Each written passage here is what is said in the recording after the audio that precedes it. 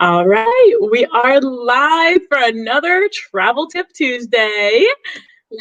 And this week, my guest is Makaila Stierlin, who is just so happens to be one of my best friends, and also the person who I went on an epic, amazing, and wonderful backpacking trip to Europe in 2018, which was 2 years ago. Actually, I just got a notification just yesterday that yesterday is when I got back from that trip Oh, two sweet years memory. ago. Yeah, crazy. How is it already 2 years? That's insane. I can't believe it. I cannot.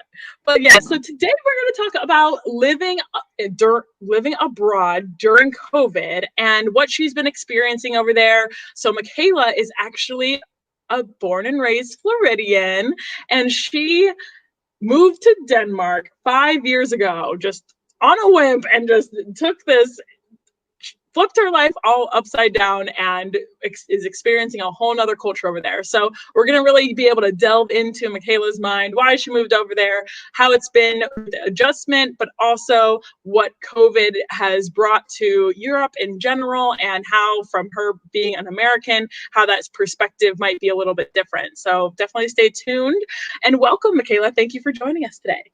Thank you for having me. Well, I do. My coffee ready here. It's 1 a.m. over here, so need a little bit to get through this. Yes, you are a very dedicated guest. I appreciate you coming on at 1 a.m. your time, because there is a 6-hour difference over there. So you're the real MVP. Let's just say. Aww. So happy you appreciate me. Yes, of course. So I do want people to, I obviously know you, but I want people to understand you, where you come from. Obviously, you're from Florida. I just gave that up. But tell them a little bit about your move to Denmark, why you moved there, and just what even sparked that interest to go to Denmark in the first place.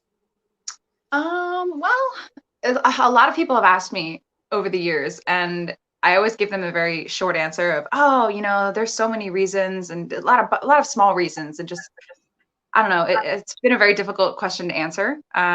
So I actually took some time to think about it and gather my thoughts on it. And it was something that I thought about for quite a while. It wasn't so much of a whim as it was just this idea that kept popping into my head year after year since I was like, I don't know, 11 or 12 years old. Just visiting. I don't know if we mentioned, but I'm half Danish, half American. So my mom grew up in Denmark and moved to the United States when she was, I think, 20, 21. She was only supposed to be there for a year, working as a nanny. And then she met my dad and fell in love. So my dad is American. So we have a little bit of family over here. And I visited for a couple times during the summers growing up. And I always felt this this connection, this strange sense that, there was something here calling me, this sense of belonging. So yeah, the reason kind of starts with that, with this like sense of feeling that I was half Danish and wanted to learn a little bit more about my culture, feeling this sense of like, oh, something's calling me over there and I have to answer that call and figure out what it is. And I don't know, I just kind of was attracted to the culture. One of the things I noticed was in Denmark, everyone kind of keeps a little bit more to themselves. They're kind of, sometimes Danes are accused of being very cut off, very like reserved and closed off. But I see it as them kind of minding their own and being sort of non-judgmental. And I kind of liked that whole being cut off thing in public because I'm a secret introvert. So I love just, going around and doing my own thing, and people You're only an extrovert with me. Yeah, exactly. And it's only because I feel like I'm just talking to you right now that I'm even being this animated. But, and I don't know. And as I learned more things about Denmark throughout the years, I just found more things that I agreed with. I think my short answer to people when they ask me is I just, so many things make sense to me over here. There's a lot of things that I agree with. Not only politically, but also socially and environmentally. And, there's a lot of, environmental and, environmentally conscious things over here as well that I first started understanding once I moved over here. And then, of course, there's the, free higher education and free healthcare, public healthcare. And I know so many people from back home who are in so much debt from putting themselves through college, and you're one of them who you battled to get through all that, and you battled to to not be saddled with debt, and you've worked so hard and these ridiculous hours, 50, 60 hours a week plus school, and just, to me, that's insane, and not everyone can do that. So I know so many people who are saddled with this crippling debt because they wanted a better life for themselves, they wanted a higher education. And I think actually, oh, sorry. No, go ahead.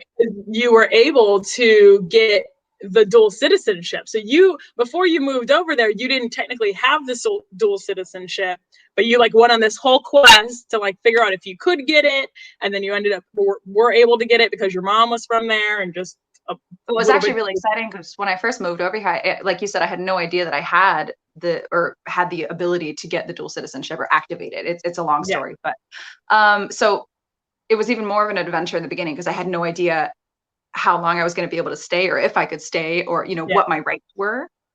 But yeah, so that was exciting. And then just the whole healthcare thing as well. I think one of the things that really spurred me to like finally finally start taking the idea seriously was when I was in college in Florida. One of my teachers, who I absolutely adored, she was one of my English teachers at IRSC. Sweet old lady. But she was old. She was like in her late 60s, early 70s.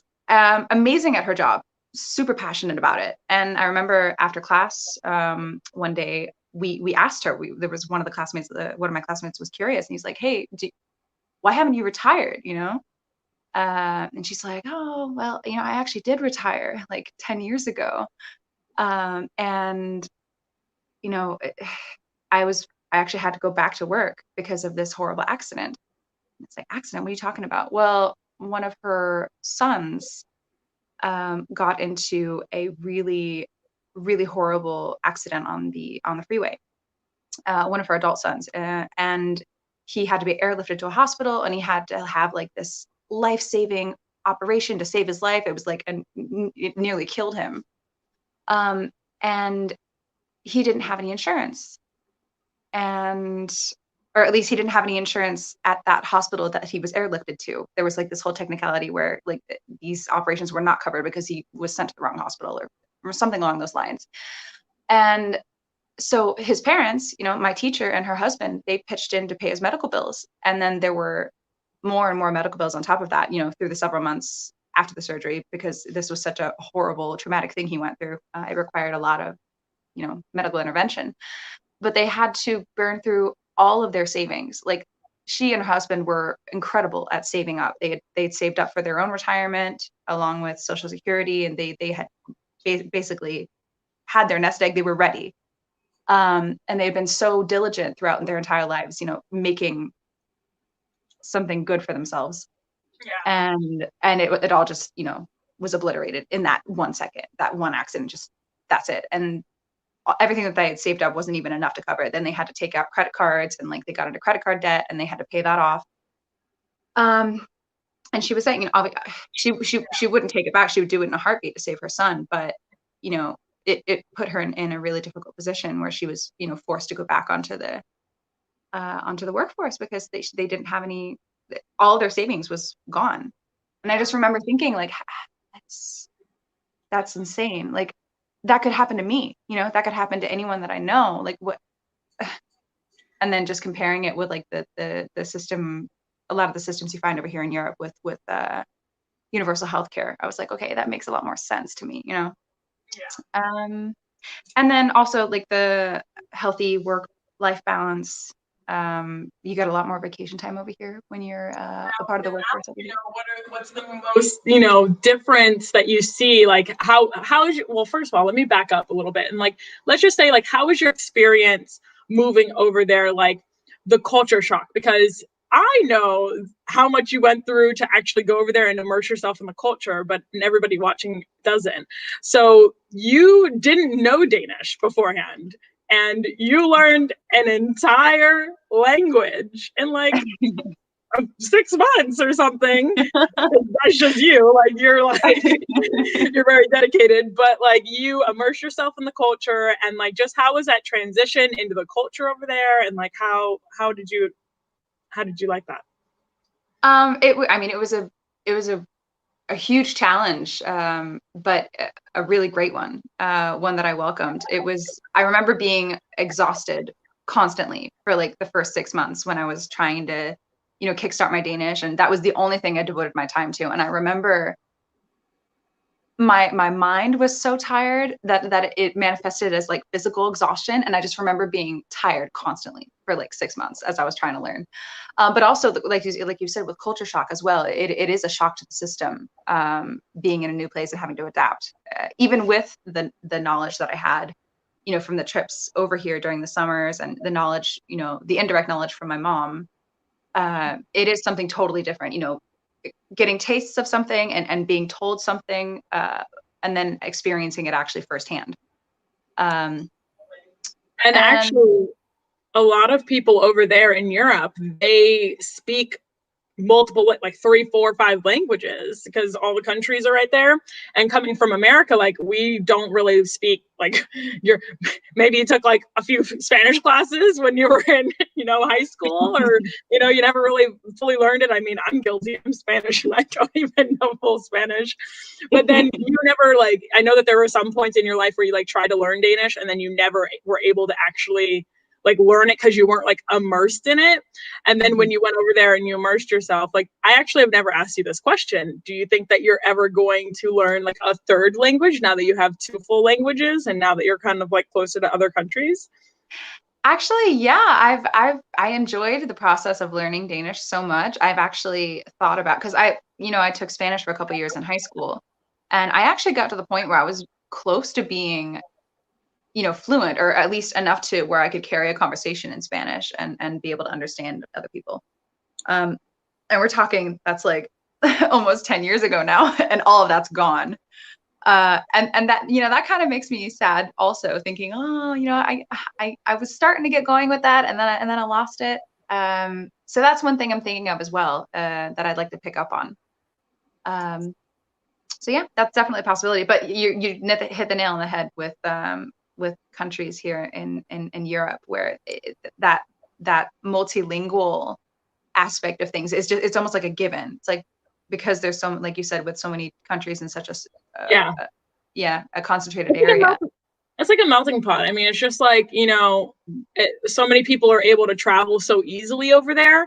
And I think that a lot of people don't realize that once you get over to Europe, like you are in a country, like once you pass customs through the airport, like you are able to go to other countries very easily. You take a train, a bus, like you can walk if you want, but like the transportation over there is so easy. And once you can get to country in a blink of an eye. So over here, like it just seems, I compare the US a lot to Europe in like size wise. Like a lot of countries in Europe are about the same size as states here in the US. So I think of it like, oh, me going to Georgia is like you going to Germany. Like that's pretty much what it is. Distance wise, yeah, pretty much. Mm-hmm. Yeah. And so but you're getting a whole different type of culture when you're over there, because you're going from Danish where you have a whole nother history, and then completely different from Germany. And so it's very special to like go and travel over there. I loved it when we went, but oh gosh, yeah.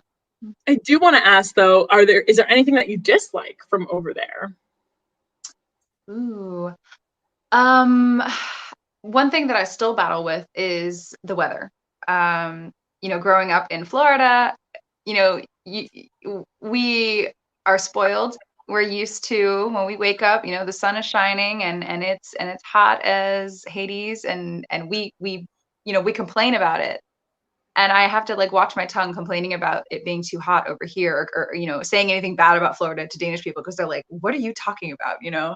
You need to appreciate the good weather, and you need to like, okay, guys, there is actually something called too much of a good thing, and and you know this as well, like when you wake up and the weather is the same constantly, day in and day out, you don't notice it and you don't appreciate it. So that was one thing that I learned within the first year after moving here. It was like I started to realize why Danish people in the summer, when the weather is good, which is not very many days out of the year, why they run out of their houses and they like rip off their clothes and they're like, ah, sun, yes. Sand. Ah. And observing that as a Floridian, I was always like, what are these guys doing? What are you doing? It's hot Yeah, out. and I just stay inside with my computer and just be like, no. And now I get it. Because it's something, it's a delicacy. You don't get it very often. So I struggle with that a lot. Also because we're higher up on the equator. We're farther away from the equator up in Denmark than we are in Florida. So the length of the days changes as well. In Florida, the length of the days is very much the same throughout the year, with the difference of maybe like an hour or two max. And then up here, there's a huge difference. So it's very dark in the winters and it's very, very sunny in the summers. So that throws off your rhythm as well, your biological clock. So so that took some adjusting. And there's something called winter depression as well. And people up north in the United States get this too. And so I had my first encounter with that a couple years back. So it takes some adjusting. And my dad experienced some of the same thing also when he attempted to live in Denmark with my mom. It's a struggle, especially, if you're used to a sunnier place. So. Yeah, that's true. But like definitely went from night and day. Yeah. But I mean, there's so many things that just really speak to me about this country. And, aside from all the benefits we were talking about, social benefits, it really is, it's an old country with a lot of history and a lot of culture, and just it's a really rich place, and I can kind of feel that here. And I mean, the weather is cold and often rainy, but the people, once you kind of break that cold exterior surface, once you break through that, the people are really warm and amazing. And that's actually something that I felt from day one, moving here, when people saw me pushing to be part of it and trying to learn the language and learn the culture. Like, they welcomed me with open arms. And so I felt wanted here from day one, which is nice. Oh, and that's something that I think we realized too when we were traveling, is that when you're traveling, if you just do a little bit of effort and you try to like speak their language, or just like, if they see you making an effort, they will try and help you as much as they can. And you and I experimented with that, when we traveled, and it's so little goes such a long way. When they see you trying to make a little effort, trying to speak a little bit, don't worry, I speak English. What do you want? That's another thing, is that everybody speaks English over there pretty much, unless they're older, like they might not know English, but it's taught in schools very young over there. Now, I do want to get into the bulk of this conversation, which is COVID. So lots has changed. So you are an American and you are living over there. So you obviously have a lot of people here that that we're all going through it over here, and you're experiencing it fully from the Danish side of things. So how has COVID been over there? It's been about 6 or 7 months now, which is insane to even think about. But how did it start over there? Or I think it might have been a little bit longer over in Europe. It started a little bit earlier. Well, when you guys noticed it was earlier than we did. A couple weeks before, So Denmark shut down, I think it was around mid-March. And so basically the government shut down all of the schools, the universities, the libraries, restaurants, cafes, bars, everything. And then all non-essential workers had to work from home. And the only places really that were open were just like grocery stores, and very similar to how it was in the US as well for the first wave. And actually, from the start, I feel like the government was very good about, motivating people to work together in this, to kind of get through it together. And people took it very seriously, at least in the beginning for the first wave. and the numbers, we actually kept them pretty low. We actually have a lot to be proud of. I believe, comparing to, how some other countries have fared. I think we have done really well and are still doing pretty well. I feel like for the second wave, after some time has gone by, because like you said, we have been fighting this for the better part of half a year. Which is After insane. so long, you kind of get exhausted and people start to slip up. And so we kind of we're watching the numbers rise over here as well. And it's almost impossible to avoid that. But we actually just had to take a step back. Here on Friday, our prime minister announced new restrictions because we had opened back up. I think it was around, when was it? I took some notes here just to make sure. Let's see. I think it was around the middle of May when we started opening back up. I know the cafe that I work at, we closed mid-March, and then we started getting shifts at the cafe again in the beginning of June. So I think we started opening up in stages from the beginning of May. And then with basically fully opening up society again by middle of June kind of thing, and July. And I don't know. I think the summer has been pretty difficult for people as well, because as I was explaining before, Danish people love warm weather and they love the summer. So it's been a challenge for a lot of people to stay with these regulations and not want to go outside and enjoy their friends and enjoy the beach and enjoy each other's company. And but I feel like overall people have been pretty good about socially distancing and washing hands and all that. Although I will say, because one thing that I thought was kind of surprising, and a lot of people in the US that I talked to thought was surprising, is that the US started with mask regulations a long time before we did. We actually didn't start with any mask regulations until I think last month. It started with you had to wear masks in buses and trains. And now with the new regulations that our prime minister announced on Friday, we've extended that. So we've closed the bars and restaurants again to where they have to close at 10 p.m. instead of their normal operating hours. So we haven't closed them, but we've just kind of stepped back a little bit. Yeah. Because too many people were out partying and having too much fun and kind of forgetting the whole COVID situation. Yeah. So we've taken a step back with that, but then also we've made it so that you have to wear masks in restaurants, bars, cafes, stuff like that. Not grocery stores yet, though, I don't believe. So that was one thing that surprised me as well, that our mask regulations have not been as strict as a lot of other places. But and I wonder if that's to be with the whole toilet paper thing. That happened all over the world, right? You guys had toilet paper shortages too. Don't know where all of that came from. I mean, maybe it's just the fact that okay, there's everybody was freaking out about toilet paper because of whatever, that it was kind of getting on the bandwagon. All the Americans were starting to implement mask rules and everything. We had an implementation, and then it expired, and then they reinstated it. And then there are some states that are fully, the whole state is under the same guidelines. So I know that that's how it is over there too. In Denmark, everyone is on the same page type of thing, right?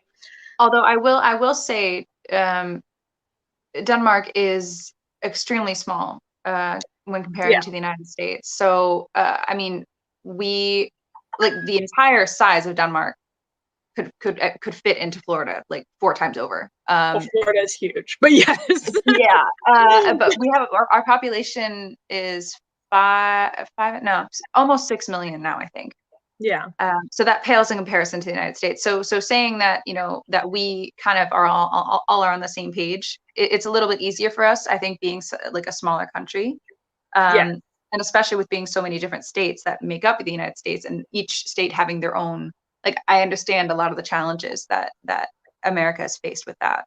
Absolutely. And I do agree with that. I guess what I was actually pointing out, though, is for instance, when I had just done my huge my huge out west trip, where I went to Colorado, Utah, Idaho, Montana, blah, blah. It was amazing. You But just got when I back was from in that, right? Colorado, blah, blah, blah. Yeah, you don't know that state? It's a great state. When I was in Colorado, the whole state had a whole state mandate that everyone had to wear masks in public. Now here in Florida, it's on a county by county basis. So like the Is it counties have to county by decide. county? I actually didn't even Yeah. know that. So that's kind of what I was like, in Florida's, we all know Florida's special. Mhm. Or us in the US at least. But, there, so on a county by county basis, like the whole state isn't on one page when it comes to that. So that's kind of been interesting to see as well. But even though now, at least in my counties, the counties that are kind of around me and everything, they all have the mask mandates and such. But it's been very interesting. Yeah, definitely the struggle where you're seeing people like try and not, follow the rules or whatever it might be, or just try to live their life, whatever. Now, you said that everybody wanted to go outside in Denmark. Now, were you guys not allowed to go like outside to where like just parks and stuff like that, even if you were able to social distance?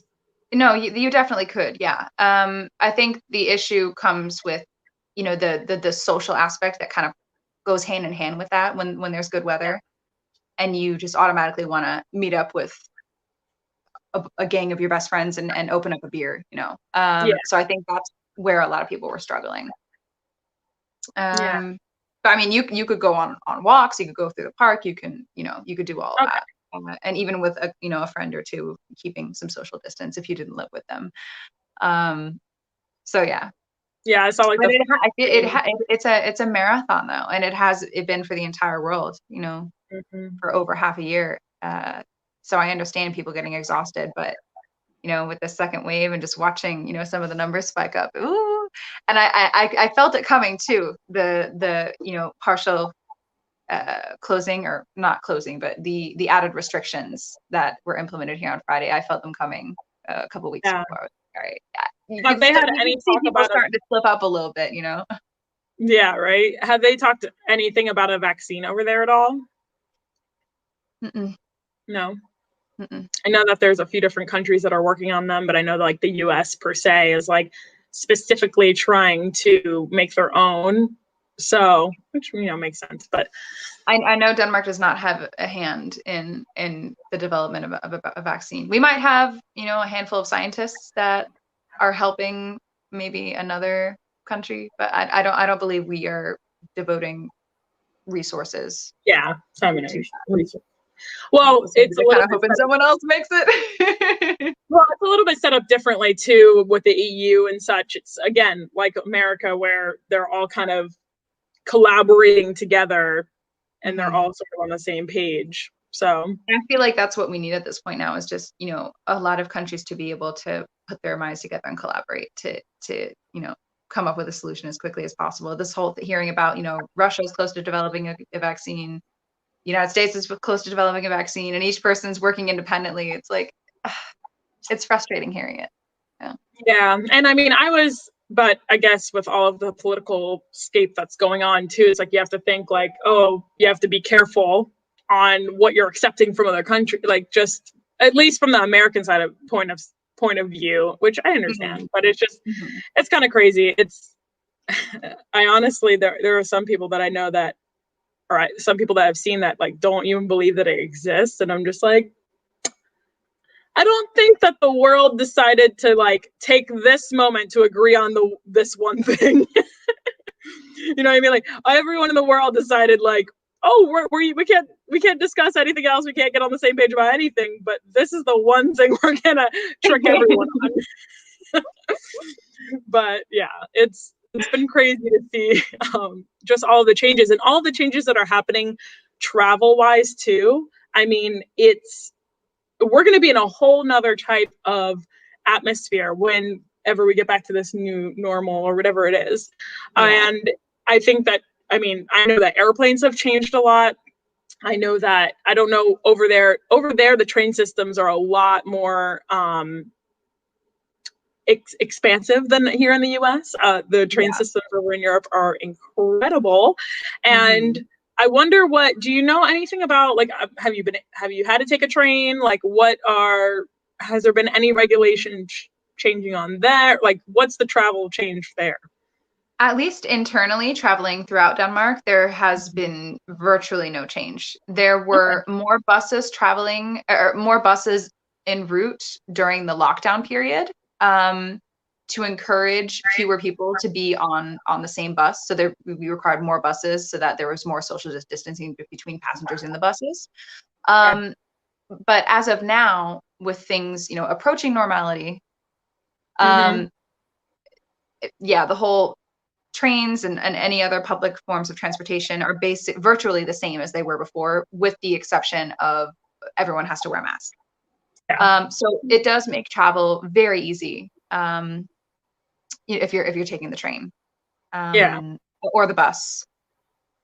I've thought a lot about the airline industry as well, and worried about, its future and how it will change, if it'll change for the better or for the worse. It'll definitely be reeling, I feel, for a year or two after all this. But yeah, as far as traveling outside of Denmark, trains or anything like that, or even planes, we have a system of like quarantine countries and open countries right now that our government kind of checks up on and updates on a weekly basis. And we've got I a just map, sent don't you, we? yeah, I sent you a map of it. Yeah. Yeah, let me add that. Whoop, there's the map, Yeah. guys. And no surprise, most of the world is in orange. Orange would be the quarantine countries. And that's based off of a rubric of if those countries are reporting more than, I think it was 20 cases of infection per 100,000 residents in the span of a week. So if they exceed that, then they are considered, yeah, dangerous places to travel, or places that Denmark kind of doesn't want their people to travel to. Whereas the yellow ones, that is people or countries reporting below the 20 cases per 100,000, where they're considered open for travel.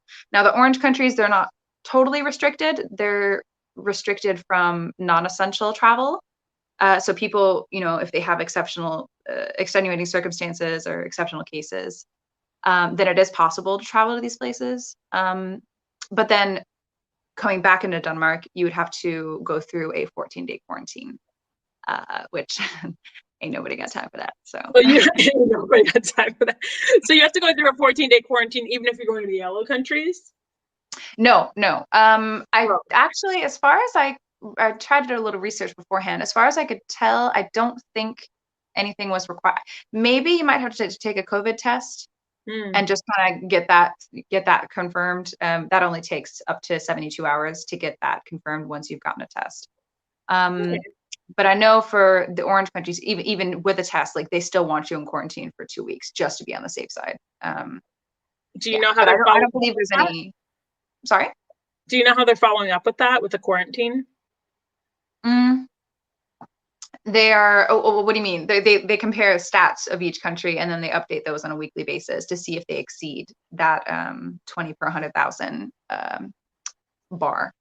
No, in the way, like, if someone, I mean, you might not know the answer to this, and that's fine, but like, I just didn't know if someone comes in from an orange country, how do they know that they're quarantining? Because I've heard some. Actually, I did look into this.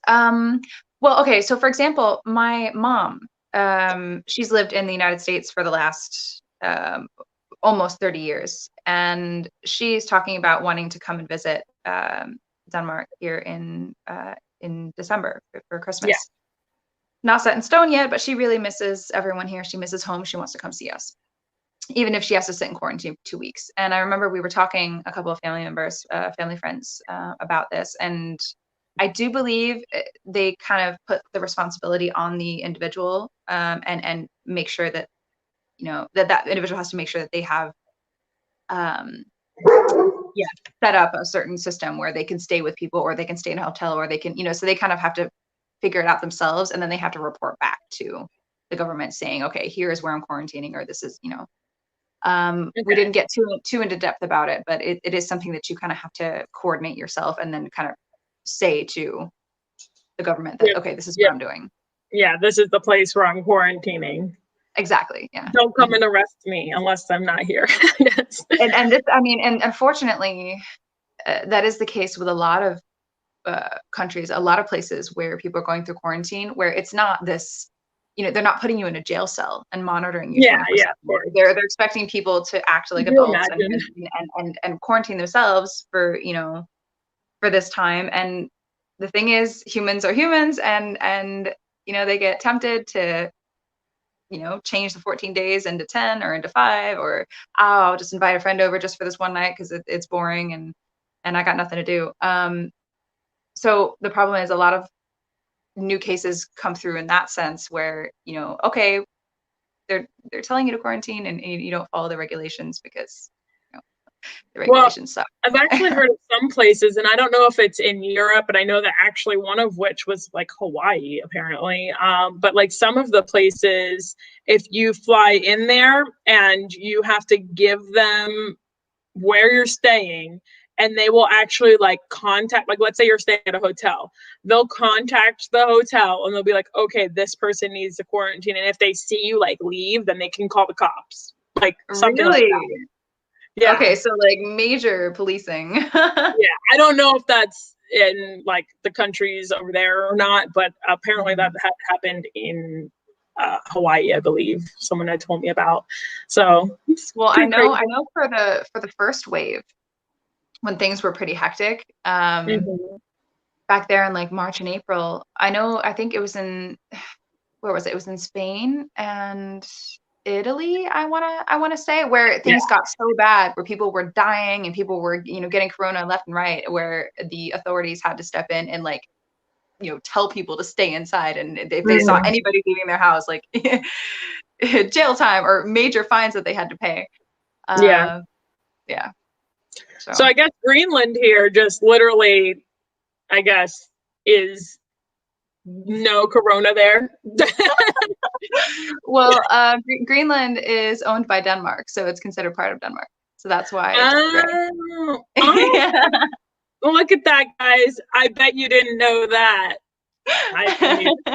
Apparently, I think I knew that in the back of my head because we talked about it before, but it totally flew my mind. So, well, I think we just blew a couple other people's minds here. I think that's something a lot of, or at least a lot of Americans don't know, because I learned that too. Even being half Danish, I think I learned that first when I was like 14. I was like, wait, what? And there's this little bitty country over here, or is that a country, or is it just considered Denmark? Isn't this a country? I think that's Iceland, which are the one in the middle of. No, this is Iceland. There's like a little dot here. I'm pretty sure. I can't see that. Is the Faroe Finn Islands there? Finn. Isn't there an island right here? Finn. I can't see it. Didn't Finn live there? Oh, no. You're thinking of Bornholm. That's way closer to Denmark. You're not going to be able to see it on a world map. It's super tiny. Oh, okay. I just see a speck here that's gray, so I figured that was it. I could be wrong. It might be the Faroe Islands, although I don't remember exactly where they are. I think they're, I don't know. Well, we don't need to see it anymore. And we're done showing everyone or proving the whole Americans are bad at geography stereotype. Yeah, no, they definitely can be. I have gotten way better. When you actually travel into the places, it's good to know where you are. Do you have a map where you're like marking off every place that you've been? Yes and no. So I've got this map.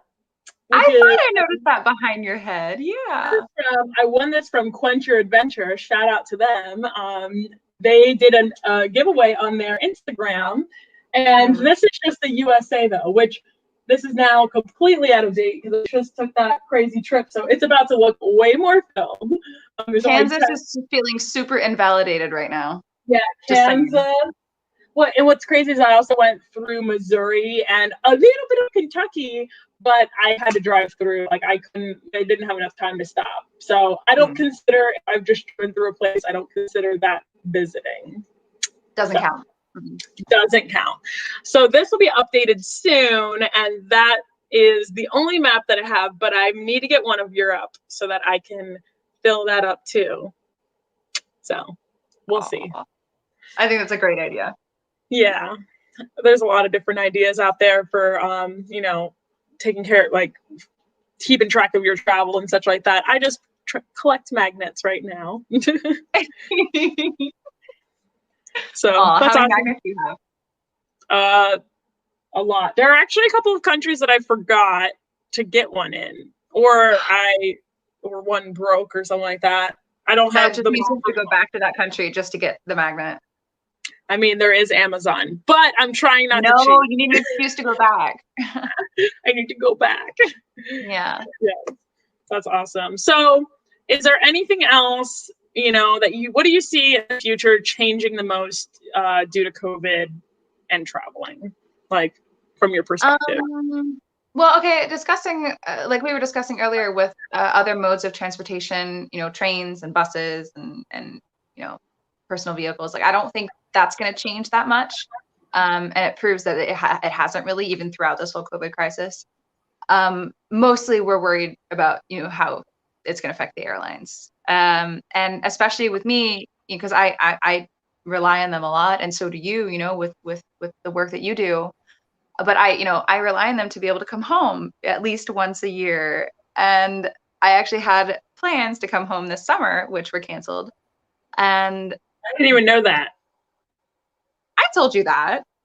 Maybe you surprised me. I? Anyway, go ahead. I forget to tell you things a lot, so I don't know. But yeah, I don't know. So I'm just worried about how that's going to shape things for me personally in 2021 and 2022, possibly. What my options are going to be, and how the airlines are going to look, and how procedures are going to change. I don't know if maybe they're going to be super crazy about medical screenings for every person, stepping onto a plane.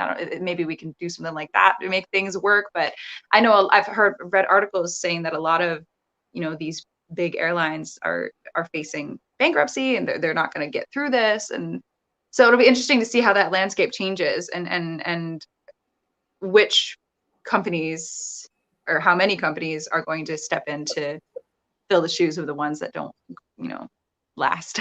And I'm actually really worried. My bigger concern, in regards to Europe, is that one of the easiest ways to travel over there, and get travel affordably over in Europe, is budget airlines. I wonder how they're going to do, and if they're going to drastically reduce, because of, I mean, they're again budget airlines, so it's like there are these huge companies that are making this bank that they could be living off of. There are, Ryanair is definitely a lot bigger, still a budget airline, but I know that there are a lot of smaller ones too. So I wonder how that's going to be affected in Europe as well. It's a very good question. I don't Yeah. know. Time will tell.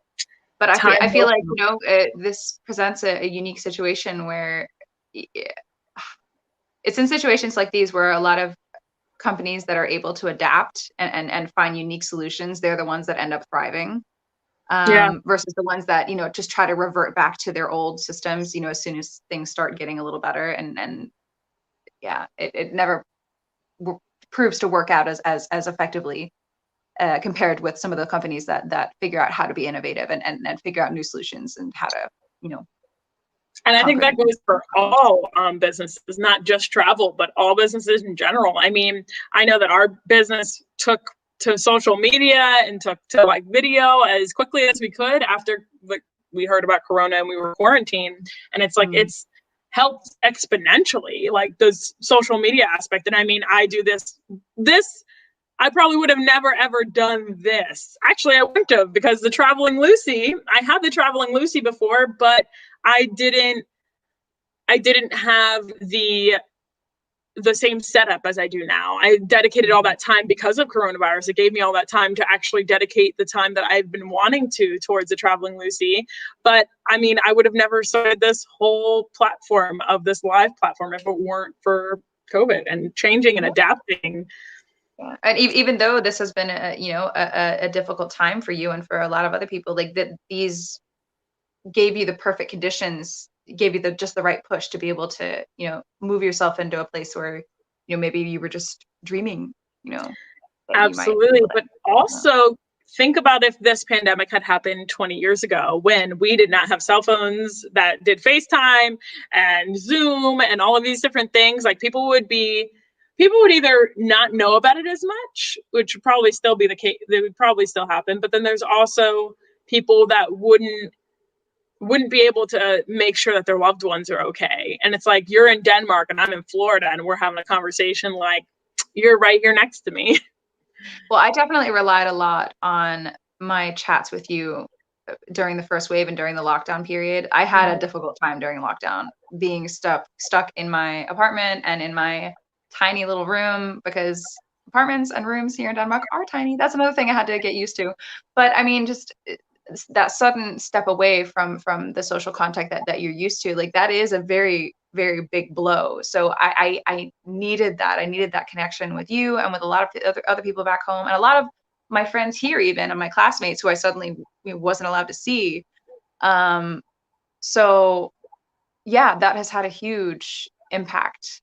And then, like you said, with the easily spreading information, but just as easily spreading misinformation, I might add. So yeah, that's true too. Double-edged sword. Social media is powerful. Say the sky is purple, and then everybody in the world's going to believe it by tomorrow. That's crazy. Well, But yeah. that is awesome. Well, I appreciate you sharing your experiences in Denmark. And for those of you who are watching, I do this Travel Tip Tuesday every Tuesday with a new guest, and we talk about travel in some way, shape, or form. But before I end this, I actually want to ask you, Makaila, the first question. I'm actually going to ask this question to everybody moving forward that comes on my show. Am I the first one? And I haven't told, yeah, you're the first one, and I haven't told you what it is.